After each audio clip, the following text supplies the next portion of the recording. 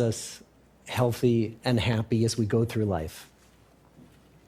If you were going to invest now in your future best self, where would you put your time and your energy? There was a recent survey of millennials asking them what their most important life goals were. And over 80% said that a major life goal for them was to get rich. And another 50% of those same young adults said that another major life goal was to become famous. And we're constantly told to lean into work, to push harder and achieve more. We're given the impression that these are the things that we need to go after in order to have a good life. Pictures of entire lives, of the choices that people make and how those choices work out for them, those pictures are almost impossible to get. Most of what we know about human life, we know from asking people to remember the past. And as we know, hindsight is anything but 20/20. We forget vast amounts of what happens to us in life, and sometimes memory is downright creative. But what if we could watch entire lives as they unfold through time? What if we could study people from the time that they were teenagers all the way into old age to see what really keeps people happy and healthy? We did that. The Harvard study of adult development may be the longest study of adult life that's ever been done. For 75 years, we've tracked the lives of 724 men. Year after year, asking about their work, their home lives, their health, and of course, asking all along the way without knowing how their life stories were going to turn out.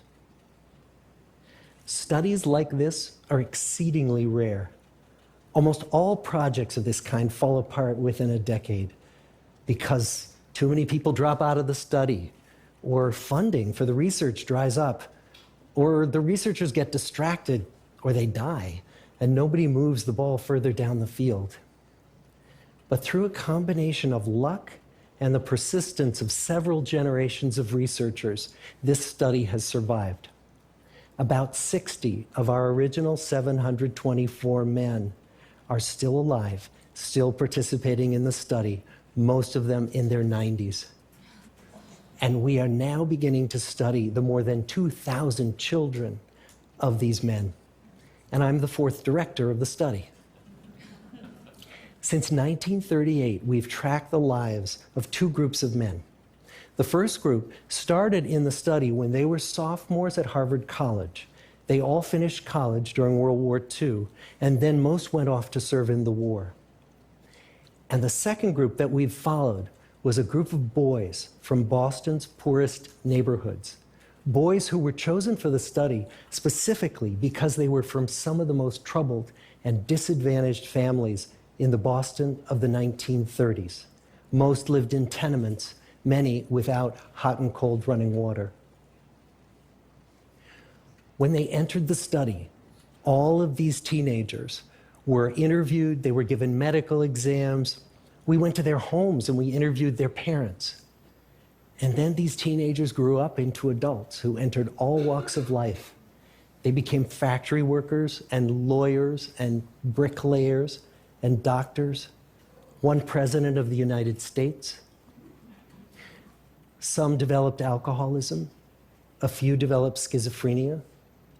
Some climbed the social ladder from the bottom all the way to the very top, and some made that journey in the opposite direction. The founders of this study would never in their wildest dreams have imagined that I would be standing here today, 75 years later, telling you that the study still continues. Every 2 years, our patient and dedicated research staff calls up our men and asks them if we can send them yet one more set of questions about their lives. Many of the inner city Boston men ask us, "Why do you keep wanting to study me? My life just isn't that interesting." The Harvard men never asked that question.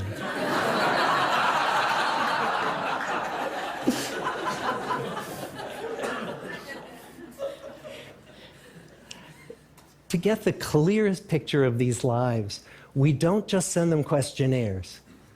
We interview them in their living rooms. We get their medical records from their doctors. We draw their blood. We scan their brains. We talk to their children. We videotape them talking with their wives about their deepest concerns. And when, about a decade ago, we finally asked the wives if they would join us as members of the study, many of the women said, it's about time. So what have we learned? What are the lessons that come from the tens of thousands of pages of information that we've generated on these lives? Well, the lessons aren't about wealth or fame or working harder and harder. The clearest message that we get from this 75-year study is this: good relationships keep us happier and healthier, period. We've learned 3 big lessons about relationships. The first is that social connections are really good for us and that loneliness kills. It turns out that people who are more socially connected to family, to friends, to community are happier, they're physically healthier, and they live longer than people who are less well connected. And the experience of loneliness turns out to be toxic. People who are more isolated than they want to be from others find that they are less happy, their health declines earlier in midlife, their brain functioning declines sooner, and they live shorter lives than people who are not lonely. And the sad fact is that at any given time, more than 1 in 5 Americans will report that they're lonely. And we know that you can be lonely in a crowd and you can be lonely in a marriage. So the second big lesson that we learned is that it's not just the number of friends you have, and it's not whether or not you're in a committed relationship, but it's the quality of your close relationships that matters. It turns out that living in the midst of conflict is really bad for our health. High conflict marriages, for example, without much affection, turn out to be very bad for our health, perhaps worse than getting divorced. And living in the midst of good, warm relationships is protective. Once we had followed our men all the way into their 80s, we wanted to look back at them at midlife and to see if we could predict who was going to grow into a happy, healthy octogenarian and who wasn't. And when we gathered together everything we knew about them at age 50, it wasn't their middle-aged cholesterol levels that predicted how they were going to grow old. It was how satisfied they were in their relationships. The people who were the most satisfied in their relationships at age 50 were the healthiest at age 80. And good, close relationships seem to buffer us from some of the slings and arrows of getting old. Our most happily partnered men and women reported in their 80s that on the days when they had more physical pain, their moods stayed just as happy. But the people who were in unhappy relationships, on the days when they reported more physical pain, it was magnified by more emotional pain. And the third big lesson that we learn about relationships and our health is that good relationships don't just protect our bodies, they protect our brains. It turns out that being in a securely attached relationship to another person in your 80s is protective. That the people who are in relationships where they really feel they can count on the other person in times of need, those people's memories stay sharper longer.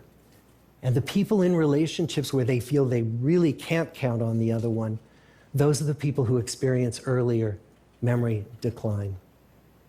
And those good relationships, they don't have to be smooth all the time. Some of our octogenarian couples could bicker with each other day in and day out.